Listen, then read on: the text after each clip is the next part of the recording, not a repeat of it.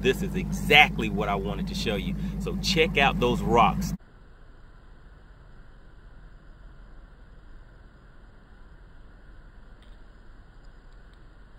All right, look at that nice set of docks right there.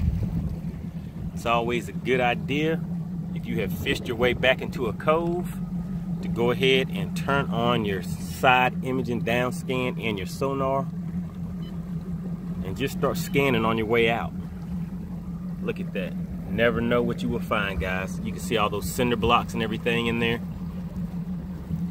So as we're cruising on our way out, and as you can see on the mapping, I have my shaded area set up for the water depths that I want. Have my shallow area set on 5 feet, so everything in 5 feet and less is going to show red. But all I'm doing on the way out of this cove is just scanning. Sometimes you can go straight down the middle, guys. You'll see fish suspended in here. You never know, somebody could come out here and put brush piles right in the middle of the cove on your way out. Or it just could be some natural debris or something in there that hold fish. But you always want to take a look at that side scan. There's some isolated patch of, looks like that may be some rocks or some other type of debris over there. Look at those laydowns. Those are normally underwater. So now would be a great time to mark stuff like that so you can come back and fish it later. Another thing that I wanted you guys to take a look at.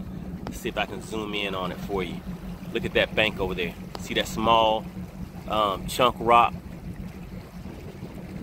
Now you can look and see that that water line, that's normally underwater. And on my side scan, you can see that that area isn't quite into the water, but we're coming up on a point. So you can see some rocks and things like that around that point. And you can also see some laydowns and things over there. So a lot of times, guys, even when you're out here fishing, having a good time, it's always good to always have in mind that it may be the perfect time to go ahead and mark some areas that you will not see later on whenever the water comes up. All right, check that out right there. There's some, that's in about 20, what is that, about 25 feet of water or so. Small brush piles, things like that. But this side imaging is a great tool, guys. You got to make sure you use it. Don't have it on your boat just for looks. You got to get out here and put this thing to work so it can find those areas that you're looking for. So here we go, coming across another dock. Doesn't look like there's too much on there.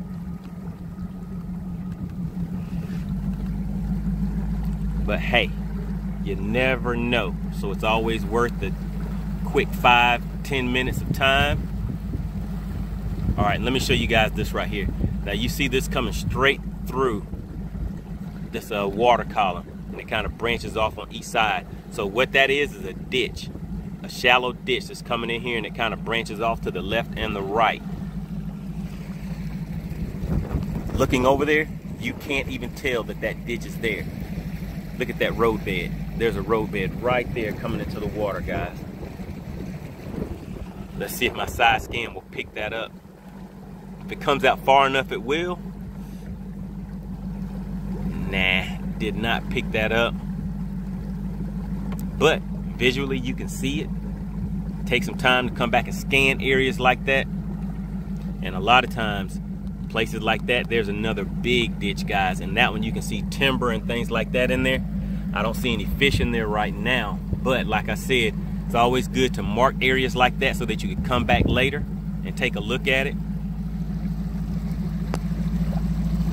All right, look at that over there. There's some more rocks. Now, you know largemouth like to post up on things like that.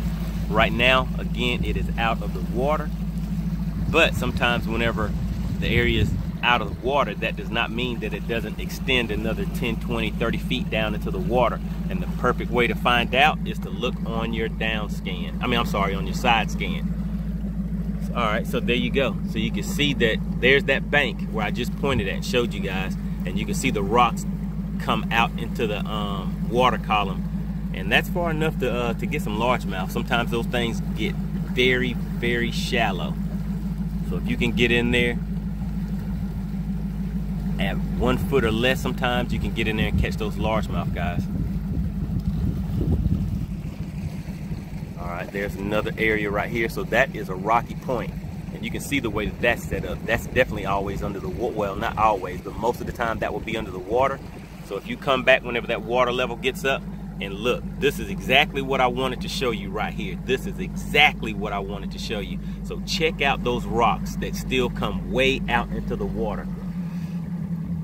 I'm heading out to some deep water. I sure do want to pull around and fish that real quick, because that is a good looking area right there, guys. Whenever you want to fish rocks and target those fish that are shallow, that is a good thing to look for.